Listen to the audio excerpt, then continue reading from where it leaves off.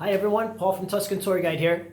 Well, as promised in the last video, this video is going to be focusing on wine, on Tuscan wine. But I had mentioned that we were talking about a little bit about the art of the wine. So it's just not going to be about the production and where it's made and what kind of grapes we use and how much the bottle can hold and where can it be sold and all those kind of details. We'll do that in the next video. Haven't thought about it. There's so much to say, and I can't say it all in one video. Actually, I could, but it'll take about an hour. So we'll make 2 or 3 videos. I'll make 2 or 3 videos about it. This particular video will be focusing on the fiasco, and the fiasco is what most people know the Chianti wine bottle is. So here it is. I bought this yesterday just to make the video. In reality, I don't drink wine typically in a fiasco, simply because the wine sold in fiaschi isn't the best. So we have to get to the normal bottles that we'll talk about, Bordeaux bottles they're called, to get the better wines and the better Chianti Classicos. But we'll talk about that in the next video. Right now what I want to focus on is when did the fiasco come about, who was making it, where did you fill your fiasco, because once the fiasco is you bought it, it was yours for good. Just like when the old milkman used to come by and take the old bottles, refill them, and bring you the new one. So the Coke bottle, the old Coke bottles, Coca-Cola, they're always being recycled because glass was a hot commodity back then as well in the Middle Ages and Renaissance. So we'll talk about how they protected them from transportation and breaking, and how not to get drips on your tablecloth. So let's jump into the first fresco. It's in Florence, not far from Dante's house. If you've been to Florence, it's actually the church, the chapel, not church. It's the chapel where Dante got married in, across the street from his museum in Florence. So let's get to the first fresco. Not a painting, it's a fresco. It's one of 10 in this small little chapel dedicated to Saint Martin. The chapel was made in the year about 900 roughly, but in the 1400s. It was still a chapel, still is a chapel today. It was just used as a different place. The Bishop of Florence was noticing there were lots of rich people who had lost their wealth due to the Medici's monopolizing all the businesses in Florence. So what many rich people were doing is they were going bankrupt and they were losing their wealth. So being that they were embarrassed from having lost their money, this place that was created, this chapel, was nicknamed the Buonomini Chapel. So the people that helped the embarrassed poor who were too embarrassed to go ask for money or ask for wine or ask for bread. And that's exactly what's going on here. The Buonomini, there were 12 of them that the bishop appointed, and they wore black and red. So here's black and red, red, black and red. And these two are giving out loaves of bread to the kids. And this gentleman here is filling up her jug of wine. We're going to call them fiasco because that's the official name for that type of jug. So he's filling up her fiasco, and this gentleman here is filling up his fiasco, and there's a few more here. Notice how the straw is weaved up horizontally, weaving all the way up, and it's left with a rope so that you could carry it that way. So you have 2 ex-rich people from Florence, Medici haters, anti-Medici people who lost their wealth, and they're there struggling along, getting some bread and getting some wine. So it's kind of cool lunette in this church. Made by Ghirlandaio in 1480. So we were talking about mid-Renaissance practically. Ghirlandaio, New Botticelli, they're on at the same time. The Birth of Venus, the Primavera that are in the Uffizi, both by Botticelli. At that same time, Ghirlandaio is going to be working on another fresco in the church of Santa Maria Novella, which is right across the street from the main train station in Florence, called, in turn, Santa Maria Novella.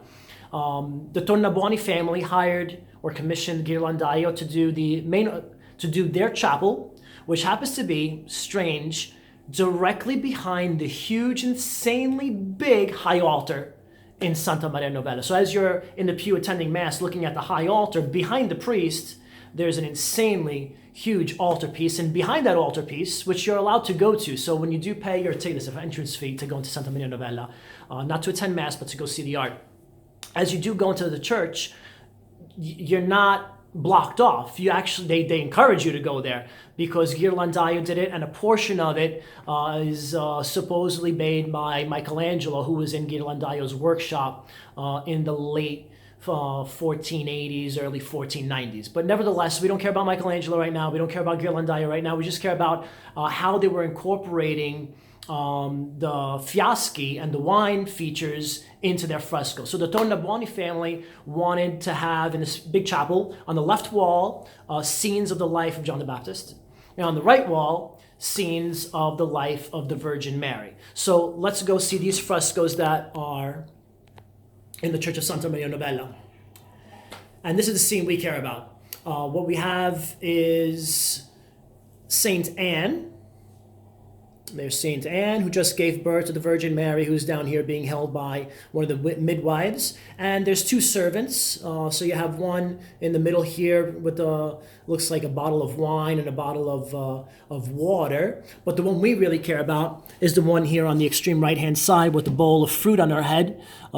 Awesome detail of that. And what she's holding in her left hand are two fiaschi of wine by the ropes that I showed you before. So let me get you to the detail. So here it is. So beautiful features, but she's wearing some sort of contemporary clothes of the time of the 1400s or the 1480s, and the two jugs of wine with the straw wrapping all the way up horizontally. So a second fresco verifying how they used to carry wine around and drink wine. Strange how none of them are never red at the top. Because the neck of the bottles must have been all bloody red due to the fact, color blood, red blood, due to the fact that whenever you pour the wine out, that the last drip that drips down the neck of the bottle would have been absorbed by the straw. So they all seem to be new bottles. This is a painting from Botticelli. Again, 1480s. This one here is one of four paintings in regards to the same scene. This one's found in the Prado in Spain. 3 out of the 4 are in the Prado, and the last one is in the Pucci Palace. They don't have a museum, they have a palace. If you've been on my tour, we've probably walked by it, and I've showed you the Pucci family crest, which is here on the left, which is the head of a Moor with a bandana with some hammers on it. So if you come to Florence, I'll point that out again. And in the middle, the most important one, the Medici crest. And here on the right, you have a crest that was split in half. If you recognize this Moor's head, you have a Moor's head here, but the crest is split in half, and you have another half of the crest, which ironically, by total coincidence, is the wives' half, and the sword is smack in the middle of it, in the way of the wives' family crest. None of this is none of it is ever coincidental. So the Medicis are given a gift to the Pucci family, which in turn are marrying the Binnies, and that's when you get the crest half and half. But we don't care about that as so much as not even the girl getting bitten by the dogs, and the gentleman who's trying to hit one of the dogs with his drum, or the knight coming in trying to kill, we don't know if it's the dog or the lady until you read the story, you don't know. But we have a whole bunch of ladies here on the left that are tilting over the table, if you could actually tell. It's at an angle, and everything's falling off the table, and everything that's falling off or has fallen off is on the floor, is the same stuff that's along the huge table along back. And this gentleman here, who's a lute player, put his lute down saying, what in the world is happening here? So everybody's it's a little bit chaotic, but we just care about this scene right over here. Nothing's really going on, but there's two fiaschi hanging out by a cut tree, and kind of cool how the trees up front were cut so that we could get to enjoy the banquet scene.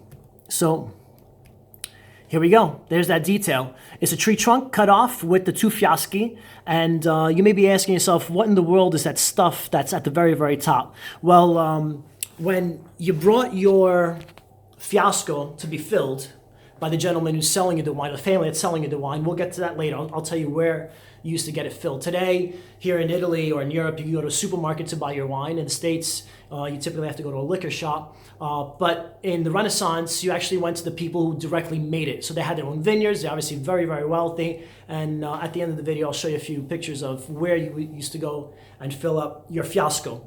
So to get back to the painting, those things at the top are cotton swabs, because when they used to sell you the wine, or they used to fill your bottle of wine, they used to top it off with some petroleum mineral oil, which we still use today. Everybody in Italy uses it. If you go to the farmers, they'll top it off with a little mineral oil. It looks like water. It's transparent, has no odor, has no taste. But what it does is it stops any oxidation getting to the wine, so that it doesn't turn into vinegar. And then you put your cork in. And to get that out, well, they gave this fiasco to you, tied at the top of the neck with a little swab of cotton, and used to put the cotton on the inside, and the cotton would absorb the mineral oil, and you're ready to drink your wine. So that's what that little thing at the top is. It's a little swab of cotton that they used to give you. So let's move on to the 1500s now. This is a Caravaggio. It's in Rome. It's Joseph, Mary, and baby Jesus. It's a flight into Egypt, and they're just stopping and resting. Very strange scene where Joseph is holding up a score sheet here with the angel playing the music that Joseph is holding open. The donkey's in the back. And what we care about is a still life right over here. Let's zoom into that. Joseph, Mary, and Jesus obviously are going, quote unquote, on vacation to Egypt with a fiasco. But this fiasco is slightly different. Notice how the very, very top portion of it isn't covered with straw. We'll get to that. That's quite important. And again, you have the cotton swab to get the mineral oil out. 1500s, 1586. What happens now is 100 years later, we have three paintings made by Chimenti, who's a painter from Empoli, not far from where I live, halfway in between Pisa and Florence, who was told to paint the Medici's pantry, kitchen, stockroom, call it what you want. But you have tons of things hanging from the ceiling, keys, prosciutto, a fish. It looks more like than a pig's hoof. It looks like a cow. Potatoes. You have a dog on a dish. You have some asparagus, the eggs, the lemons, the water. And this is pretty neat because this is after Caravaggio. And people love to copy Caravaggio back then. You have the Caravaggisti. It's a whole trend of people copying Caravaggio. And if you've been to the Uffizi with me or on your own and seen Caravaggio's Bacchus is actually offering us a glass of wine, a goblet of wine. Looks identical to this one right over here, made out of glass, which is beautifully made here and by Caravaggio. But nevertheless, we care about the fiasco. Again, horizontally wrapped all the way to the very, very, very, very top. This is the way they all used to be. So Chimenti made 3 of these paintings. Here's another one with a turkey hanging and some pheasant and the grapes and the bistecca fiorentina here, the pig's head. And in the background here you have another fiasco, but just like Caravaggio's and Joseph, next to Joseph, the top portion of it is not filled with the straw. And the last, but not the third one, you have the bistecca fiorentina. Again, you have a duck, you have some sausage, you have, it looks like Parmigiano cheese, and here's the fiasco that we care about, all the way up to the very, very top with the cotton. This time it actually looks like cotton. You can actually see nice and fluffy there. So Chimenti is taking a picture, literally, of what the Medicis have, what they eat, how they save it, how they hang it. So it's pretty neat and factual. What happens 100 years later is interesting. This happened in 1625. In 1626, the Florentine government passes a law because these fiaschi were made by the fiascai, who are people who blow glass and make this shape wine and cover it with the straw. But there was no unit of measurement in reality. Everybody had their own size. If we go back to Ghirlandaio's Birth of the Virgin, you'll notice that one is actually bigger than the one behind the front. The fore one is bigger, is wider than the one up front. So there were no rules for how big or small the fiasco could have been. So in the 1700s, the government said it's going to be a little bit over 2 liters in reality. It was 2.26 liters, I think, about a half a gallon. And the fiascai had to follow these rules to make it that size. And in order to make it official, what they did is they started leaving the straw halfway down in order to see the neck of the bottle, because on the neck of the bottle, they had to, it was a law, they had to imprint the fleur-de-lis, which is the symbol of Florence, on the neck of the bottle. And the bottles were green. This is transparent. This is not the way it used to be. This is mostly for show or exportation. This is not what we drink in Italy. We drink the regular Bordeaux bottle wines, which are better. But anyway, let's get back to what the law implemented. Where is it? Here we go, all the way past Chianti. There it is. There's a glass with the fleur-de-lis, and that was what was imprinted at the very, very neck of the bottle, so that everybody knew. The government saw it, the government approved it, the government is telling you it's 2.26 liters of wine in there. And don't forget, these are getting recycled. You buy one, you get another one. So you only buy one, and then you just keep recycling it over and over and over. Now the question is, where do you buy them? Where do you get your wine filled? Well, no supermarkets, no wine vendors. You had to go directly to the person, the family who had the vineyards, who are making the wine. So you go to their house. You're walking in the streets of Florence and you're saying, well, where in the world do I find one of these places where they sell the wine? Well, it's pretty simple. If you've been with me in Florence and I haven't pointed it out, well, here it is. Here's a huge, beautiful Renaissance door. And it's this right here. So it's a little hole in the wall, literally a hole in the wall. And there's a wooden door, and you used to knock on it. And the gentleman inside, somebody working for the rich guy there, is opening the door. He opens the door. You give him the empty fiasco. And before he gives you the fiasco back filled with wine, you pay him, and life goes on.